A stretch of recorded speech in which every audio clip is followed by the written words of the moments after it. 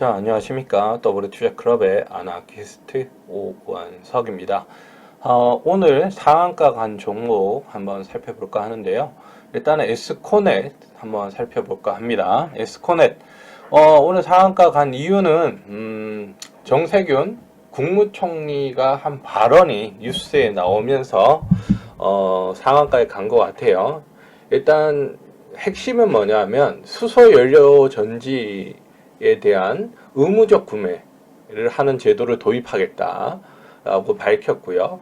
그와 관련된 기술을 가진 에스코넷이 대장주로 올라섰다 이렇게 보시면 될 것 같고, 에스코넷은 축산이나 음식물, 분뇨, 은폐수 처리장, 그리고 쓰레기 매립장에서 발생되는 바이오메탄을 가지고 태양열 에너지를 활용해서 수소와 카본을 생산하는 기술을 가지고 있고요.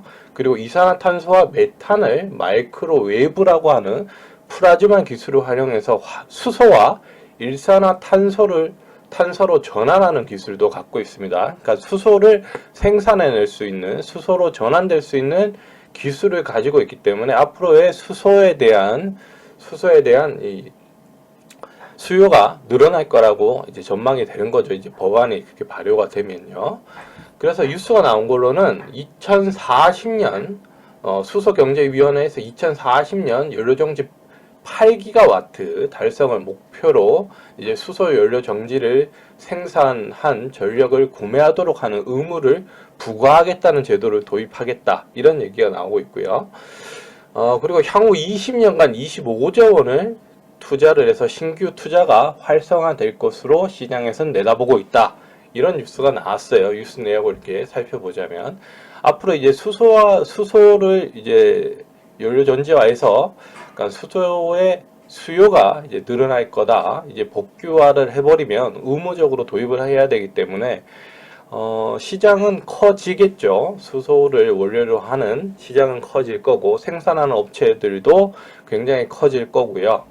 그렇기 때문에 에스코넷이 매출에 대한 기대감, 그리고 에스코넷 자체에 대한 성장성에 대한 기대감이 충분히 돌만한 뉴스다, 이렇게 볼 수가 있어요. 이게 의무 도입이라는 게 가장 중요한 핵심이다, 이렇게 볼 수밖에 없겠죠. 의무 도입은 해야 되니까 어쩔 수 없이 해야 되죠. 네. 그러니까 당연히 매출이 늘어날 수밖에 없겠죠. 하지만 단기적으로 보이는 거는 없을 것 같아요. 이런 정부에서 밀어주는 정책주들은 제가 항상 말씀드리지만 중장기 포지션을 가지고 대응을 하셔야 되지, 짧은 대응으로 갖고는 좀 무리가 있다, 이렇게 보여져요. 물론 이런 뉴스가 나올 때마다 이렇게 급등을 해주는 모습은 나와줄 거지만, 이런 뉴스가 나올 때마다 계속해서 뭐 상한가를 간다던가 이러진 않을 겁니다. 분명히 지금은 초창기니까 이렇게 상한가가 나오지, 이런 뉴스가 또 계속해서 반복해서 나올 거예요. 분명히 반복해서 나올 거예요. 네, 반복해서 나올 거니까 그때 되면 뉴스빨이 지금만큼은 안 될 가능성이 높아요. 왜냐하면 새로운 뉴스가 나온다 그래도 이게 매출로 연결되는지가 이제 보여져야 되거든요.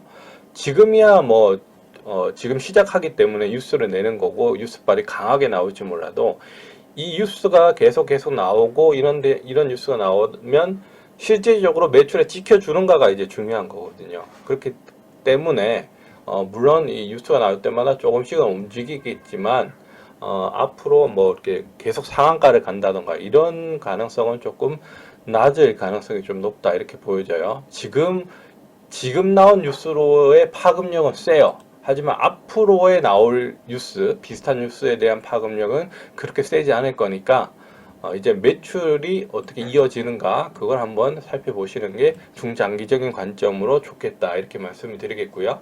오늘 거래량 굉장히 좋습니다. 1억 1천만 주 가까이 넘게 나왔고요. 그리고 약간 들어올렸다가 뺐다가 또 조금 뺐다가 들어올리는 모습 굉장히 좋고요. 이런 모습이 뭐 어쩌면 뭐 눌림목도 확실하게 보여지고 거래량도 확실하게 늘어나면서 나는 올라가겠다라는 모습이 보여지죠. 하지만 2020년 올해 들어서 2월 달에 고점 2,900원 찍었고요.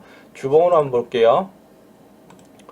주봉으로 보시면요. 2020년 2,900원 찍고, 그리고 2018년도에 또 초에 3월 초에 한번 또 3,030원까지 올라가는 모습이 또 보여졌고요. 그리고 2017년도에 4,395원까지 올라가는 모습이 보여졌습니다. 이때 거래량을 볼게요. 일단 2016년도에도 여기 보시면요. 3,550원까지 올라가는 모습. 거래량이 굉장히 많아졌죠. 3억 주. 물론 주봉으로 봐서 이렇겠죠. 이렇기 때문에 굉장히 큰 거래량이 나와줬다는 점. 그리고 올해 들어서도 거래량이 이렇게 눈에 띄게 보인다는 점. 그렇기 때문에 저는 이 종목 다 지금 돌파가 됐고요. 돌파되는 모습이 보시면 이때 수렴하고 돌파하는 모습, 그리고 이때 수렴하고 돌파하는 모습, 그리고 이때 수렴하고 돌파하는 모습, 이때 수렴하고 돌파하는 모습, 그리고 요번에 수렴하고 돌파하는 모습까지 다 나와줬기 때문에 일단은 전고점인 2,700원대, 2,900원대 정도에서 약간의 조정은 나올 수 있다고 보여집니다. 400원 정도 더 올라가면요. 그러면 제가 봤을 때는 이 종목은 거래량이 앞으로 뭐 더 나온다던가 뭐 1억 1000주 나왔는데 1억 1000만 주 정도 나왔는데 제가 봐서는 이 종목 일봉상으로 봤을 때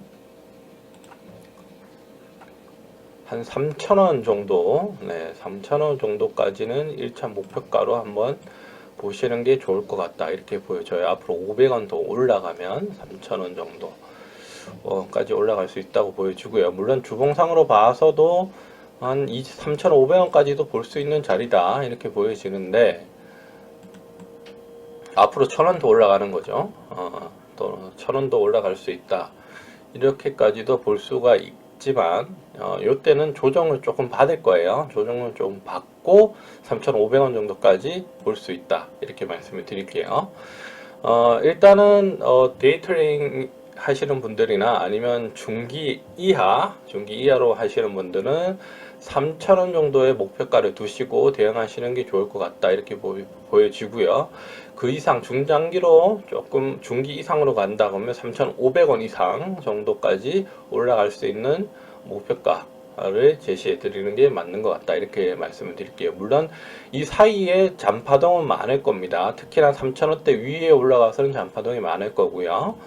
내일은 지금 300만 주가 잔량이 쌓여져 있고 2,500원에 시간의 단위가에서는 230만 주 정도 쌓여 있고요. 거래량은 아직 4시 17분이기 때문에 지금 1,200주가 거래가 됐어요. 벌써. 그렇기 때문에 점상을 갈 가능성은 조금 낮다 이렇게 보여지고요. 왜냐? 거래량이 안 나오는 게 제일 좋아요. 거래량이 아예 없는 게 제일 좋은데 거래량이 조금 나왔기 때문에 점상에 대한 가능성은 조금 낮지 않을까라는 생각이 들고, 하지만 10% 이상으로 시작될 가능성은 좀 높아 보여요. 그러면 앞으로 200원 정도, 250원 정도 올라서 2,750원 정도의 시가가 이제 나올 가능성이 좀 높지 않을까 싶고요. 거기에 대해서 조금 더 오르면 한 5% 정도 더 올라가면, 시가 대비해서 5% 정도 올라가면 단타나 스캘핑 하시는 분들은 수익 실현을 해 주시는 게 좋을 것 같다. 이렇게 말씀을 드리겠고요. 물론 손절가는 시가를 기준으로 잡아 드리도록 하겠습니다. 단타나 스캘핑 하시는 분들, 아니면 뭐 중기 내지는 그 이상을 바라시는 분들은 손절가는 한 요 정도 2,300원 정도가 손절가가 아마 맞지 않을까라고 생각을 합니다. 에스코넷 2,300원 중기 이상의 로 바라보시는 분들은 2,300원 손절가로 바라보시고 대응해 주시는 게 맞는 것 같고요. 그게 아니다 스캘핑 하시는 분들은 내일 시가 기준으로 손절가 대응해 주시고, 스캘핑이나 단타 하시는 분들은 시가보다 5% 정도 더 뜨면 그때부터 수익 실현해 주시라. 이렇게 말씀을 드리고 싶네요. 그래요. 에스코넷 살펴드렸고요. 저는 W투자클럽의 아나키스트 오원석이었습니다. 추천과 구독 부탁드립니다.